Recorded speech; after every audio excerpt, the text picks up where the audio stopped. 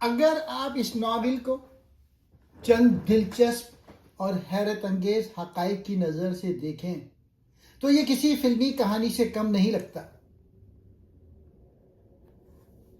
صرف 24 گھنٹوں کی کہانی ہے اس کے اندر۔ اس ناول کی سب سے دلچسپ بات یہ ہے کہ اس کی پوری کہانی صرف ایک دن میں ختم ہو جاتی ہے۔ یہ 2 نومبر 1938 کا دن ہے، جسے میکسیکو میں مردوں کا دن کہا جاتا ہے۔ ناول کا نام انڈر دی ویلکینو یعنی آتش فشاں کے نیچے محض ایک جگہ کا نام نہیں ہے، یہ اس ذہنی اور روحانی جہنم کی علامت ہے جس میں مرکزی کردار جیفری جی رہا ہے۔ جس طرح آتش فشاں کسی بھی وقت پھٹ سکتا ہے، ویسے ہی جیفری کی زندگی تباہی کے دہانے پر کھڑی ہے۔ مصنف کی اپنی زندگی کا عکس کہا جاتا ہے کہ یہ ناول میلکم لوری نے اپنی زندگی سے متاثر ہو کر لکھا۔ میلکم خود بھی جیفری کی طرح شدید شرابی تھے اور انہوں نے میکسیکو میں بالکل ویسے ہی حالات گزارے تھے جیسے اس ناول میں بیان ہوئے ہیں۔ یہ ایک طرح سے ان کی اپنی روح کی چیخ ہے۔ جس دن یہ کہانی سیٹ کی گئی ہے اس دن میکسیکو کے لوگ اپنے مرنے والوں کا جشن مناتے ہیں۔ پورے ناول میں جا بجا قبرستان، کھوپڑیاں اور موت کے سائے نظر آتے ہیں، جو ہمیں مسلسل یہ احساس دلاتے ہیں کہ جیفری کی موت قریب ہے۔ شروع میں اس ناول کو کئی پبلشرز نے مسترد کر دیا تھا کیونکہ یہ بہت مشکل اور اداس کہانی تھی، لیکن آج اسے 20ویں صدی کے 100 بہترین انگریزی ناولوں میں شمار کیا جاتا ہے۔ اس ناول میں ایک بار بار آنے والا جملہ ہے، محبت کے بغیر کوئی زندگی نہیں۔ یہی اس پوری کہانی کا نچوڑ ہے کہ جب انسان دوسروں کی محبت کو ٹھکرا دیتا ہے تو وہ جیتے جی مر جاتا ہے۔ اس ناول کا سب سے اہم پیغام یہ ہے کہ انسان باہر سے جتنا بھی ٹھیک نظر آئے، اندر سے ٹوٹ سکتا ہے۔ ناول کا مرکزی کردار جیفری ایک ذہین مگر شرابی شخص ہے۔ شراب اس کے لیے صرف عادت نہیں بلکہ اپنے غم، پچھتاوے اور ناکامیوں سے بھاگنے کا ذریعہ ہے۔ پیغام یہ ہے کہ اگر انسان اپنے اندر کے دکھ اور مسائل کا سامنا نہ کرے تو وہ خود کو آہستہ آہستہ تباہ کر لیتا ہے۔ گناہ، پچھتاوا اور خود سزا۔ جیفری اپنی ناکام شادی، غلط فیصلوں اور اخلاقی کمزوریوں پر شرمندہ ہے۔ وہ شعوری یا لاشعوری طور پہ خود کو سزا دیتا ہے، خود سے نفرت کرتا ہے۔ شراب نوشی دراصل اپنے ضمیر سے فرار ہے۔ پیغام یہ ہے، گناہ کا احساس اگر توبہ اور اصلاح میں نہ بدلے تو انسان کو اندر سے کھا جاتا ہے۔ محبت کا ضائع ہو جانا۔ جیفری کی بیوی ایوان اسے بچانا چاہتی ہے۔ وہ محبت، نئی زندگی اور امید لے کے آتی ہے، لیکن جیفری محبت قبول نہیں کر پاتا، خود کو بدلنے کی ہمت نہیں رکھتا۔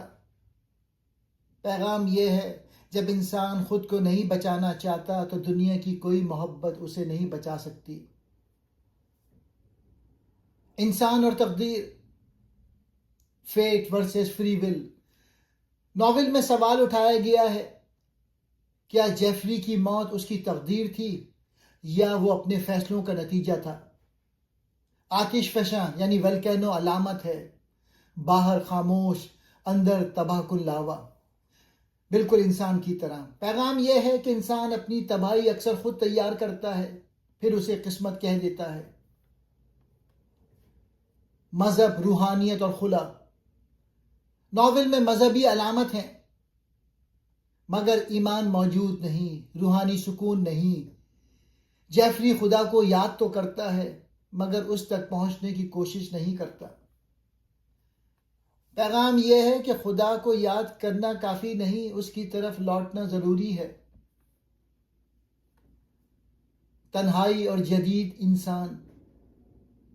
یہ ناول جدید انسان کی تصویر ہے، تعلیم یافتہ، حساس مگر اندر سے تنہا۔ پیغام یہ ہے، जदीद इंसान के पास सब कुछ हो सकता है, मगर अगर मकसद और इखलाकी बुनियाद ना हो तो वो खो जाता है। ये नॉवेल हमें सिखाता है कि जो इंसान अपने अंदर के दुख, गुनाह और खौफ का सामना नहीं करता, वो आहिस्ता आहिस्ता खुद ही जल जाता है, बिल्कुल आतिश फशां के नीचे खड़े इंसान की तरह। इस नॉवेल की मुख्तसर कहानी सुनाता हूँ। एक छोटे से मेक्सिको के शहर में, जहां दो बड़े वोल्केनोस आसमान को छूते नजर आते हैं, वहां एक अंग्रेज आदमी रहता था जिसका नाम था जेफरी। वो पहले बरतानिया का सरकारी नुमाइंदा था, मगर अब वो शराब का बहुत आदी हो चुका है। उसकी जिंदगी शराब में डूब चुकी थी। एक दिन मरने वालों का त्यौहार आया। मेक्सिको में यह बहुत बड़ा त्यौहार होता है जहां लोग अपने मरे हुए प्यारों को याद करते हैं, फूल, मोमबत्तियां और खाना रखते हैं। उस दिन सुबह सुबह जेफरी की बीवी इवान अचानक वापस आ गई। वो 1 साल पहले जेफरी को छोड़कर चली गई थी, क्योंकि वो शराब की वजह से बहुत बुरा सलूक करता था। इवान सोचती थी कि शायद अब वो दोनों दोबारा खुश रह सकें, एक नई जिंदगी शुरू कर सकें। जेफरी का छोटा सौतेला भाई ह्यू भी वहां था। ह्यू नौजवान था, मुहिमजू था, और वो भी इवान से कुछ मोहब्बत की वजह से परेशान था। तीनों मिलकर दिन गुजारने की कोशिश करते थे। वो घूमने निकलते हैं, एक बैलबाजी देखने जाते हैं, खाना खाते हैं, मगर जेफरी बार बार शराब पीता जाता है। जेफरी के दिल में बहुत सी तकलीफें हैं, पुरानी गलतियों का दुख, दुनिया की बेचैनी। उस वक्त दूसरी जंग अजीम शुरू होने वाली थी। तन्हाई का खौफ, शराब जो उसे बचाती भी है और तबाह भी करती है। वो शराब पीते पीते पागलपन की हद तक पहुंच जाता है। उसकी बीवी और उसका भाई उसे बचाने की बहुत कोशिश करते हैं, मगर जेफरी सुनता नहीं। वो कहता है कि शराब उसका दोस्त है, उसके बगैर वो जिंदा नहीं रह सकता। दिन ढलता जाता है, त्यौहार की रौनक है, लोग नाच रहे हैं, गा रहे हैं, मगर जेफरी के अंदर की आग बढ़ती जाती है।